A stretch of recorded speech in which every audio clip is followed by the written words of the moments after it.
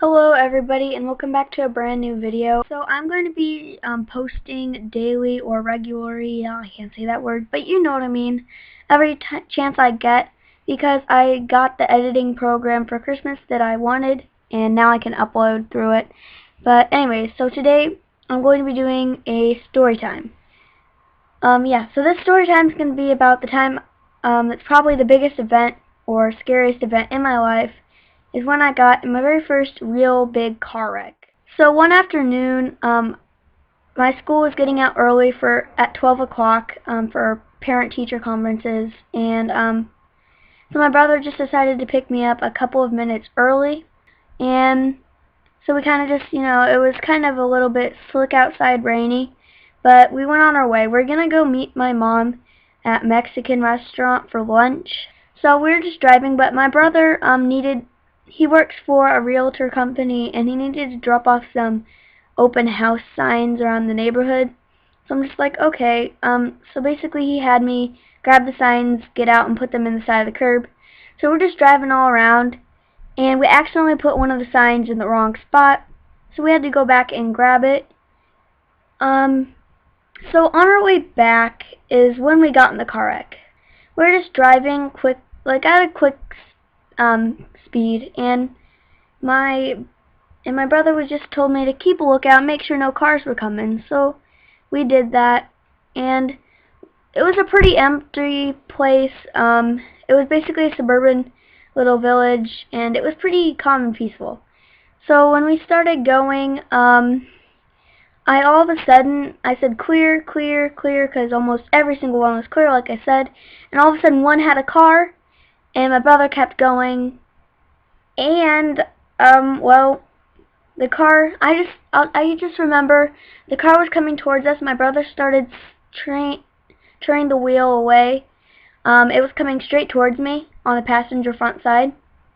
And, he hit us, and the car flipped over, and in those few seconds when the car was flipping, I just remember kind of my ears, I don't know how it was, but my ears just kind of felt the glass cracking. I don't really know. I don't remember feeling any pain at all though, which is weird. I just remember glass cracking and kind of getting in my eyes a little bit and in my feet. So, and then when we were on the ground, my side was crunched against the curb, which is good because I'm little and I can fit kind of there, I guess. So my side you couldn't get out my side. It was completely upside down, and my brother somehow got out. I wasn't looking. But I all of a sudden looked down at my hand that was kind of sticking up, and I saw a very large cut in it, and that's when I freaked out. I literally just started screaming hysterically, and my brother went down there and grabbed out my hand. I thought my leg was stuck, but it wasn't very much, just maybe a little bit. But he got me out. He helped me walk over there.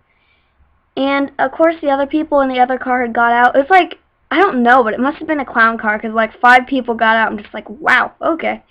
They were all in kind of suits and stuff. But anyways, I guess, so when we got out, they sat me on the curb.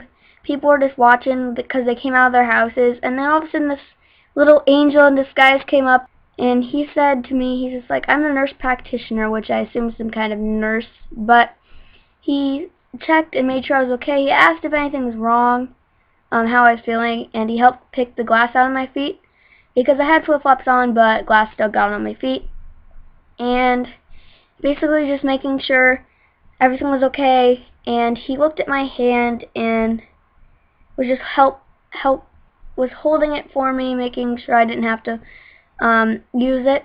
And then eventually the ambulance arrived when my mom arrived. And my mom, okay, so what I heard from my mom later is my brother just called and said, oh, we got in a little car wreck. So my mom pulled up there and saw the car flipped over and I was going into the ambulance. Which I'm just like, oh my gosh, if I was a mom, I'd be totally freaking right now. So they got me, and they poured this very sterile water over my hand, which felt super good, and then a split second later, it stung so bad. But anyways, basically, there was one woman and a man that looked like, the guy off of Mystery Diners. I think his name's Charles. Tonight on Mystery Diners. You know how every holiday season you see Santa? Well, I got an elf. Charles Styles. I don't know his name. But anyways, so he just much whiter hair, but he thought that I had broken my middle finger right at the knuckle. So they took me onto the little bed thing and put me inside the ambulance. My mom came in there and looked at me and just was like, "Well then," and I just smiled back. So a little bit later, we started on our ride back and to the hospital. And when we got there, they kind of just wheeled me in. I was super bored. I'm just kind of laughing and shivering because I was still getting over the shock. I'm just literally just like, "Oh, everything's okay." I'm not Italian though. That's not exactly what I sounded like, but I was kind of having a little panic attack right there. But anyways, we got in there, and a little bit, like, they were just helping pull the glass out of my feet, making sure everything was okay. They took me into x-rays, which I'm just going to tell you, this was uncomfortable, because the lady had the stupid idea of making me stretch my hand out so she could get a very good x-ray. And I'm just like, if it's broken, you don't want to stretch it out, woman. Well, she stretched it out, and it hurt pretty darn bad. But later when I got back into the room, I was like, oh, calm, because I thought, hey, if I break a bone, then that means they're just going to put a cast over it and I'll be fine, right? Well, no. They came in, they said, congratulations, it's not broken. And that's like, in my translation, it's like, oh, it's not broken. Now you're going to get stitches. So yeah, they said stitches. And I just all of a sudden let out a scream, but I said it inside my mind, basically so no one else could hear me. And I'm just gonna say, it was weird. So I'm not sure if you guys are familiar what Doctor Who is, but the guy that came in to give me my stitches looked a lot like the main star's enemy, like main rival, the Master. And he's a bad guy, a psycho, crazy man guy. And, well, he came in to give me my stitches. He was all dressed up in a doctor suit, but he literally looked exactly like him. And I was scared. Very scared. I don't know if you would too, but it was quite frightening. So, he gave me he gave me a little numbing shot, and I'm just like, oh, this is good. And then, he said, he put the stitches in, it felt like a pinch, and then pull through. It didn't hurt very much until, he had his little student that was shadowing him, like a college student, do the other 2 stitches in my knuckle. So yeah, this was the uncomfortable part. Since it's a thin tissue of skin right there, on my knuckle, and, she tried putting some numbing stuff in there, and it didn't really work. So she just like, okay, I'm gonna just put these 2 stitches in there real quick, and then, bandage it up for you. So, you know, she made the worst mistake a person could ever make. She literally put 2 stitches in a very thin area. That hurt so bad. I was squeezing my dad's hand so hard. So, I guess I later told my dad I was holding it so hard, and he said that he didn't even feel a thing, which was kind of like, just goes to show you how very unstrong I am. But anyways, so they basically finished it, cleaned it, and just gauzed it up. A different nurse came in to gauze it up. And they sent me on my way back home, which is like, yay. I'm just like, I still had glass in my hair and on my body, so I needed to change my clothes when I got home. But anyways, so they said every 2 days you're supposed to, like, change your bandage and, like, add more healing stuff to it, because it was like this thin layer of sticky gauze stuff and then like more like soft thread gauze over it. And so it hurt so bad when I had to take it off. I literally couldn't get the little sticky gauze part off without pulling my stitches, which really, really hurt. And that was a pain. But the final day came to where I could get my stitches out, which was like, yay, I'm so happy.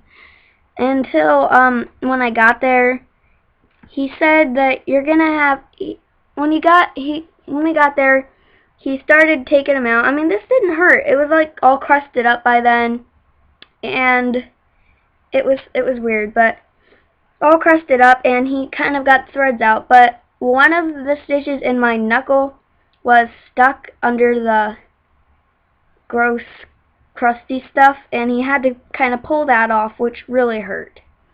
But eventually it was over, which, yay, that's good.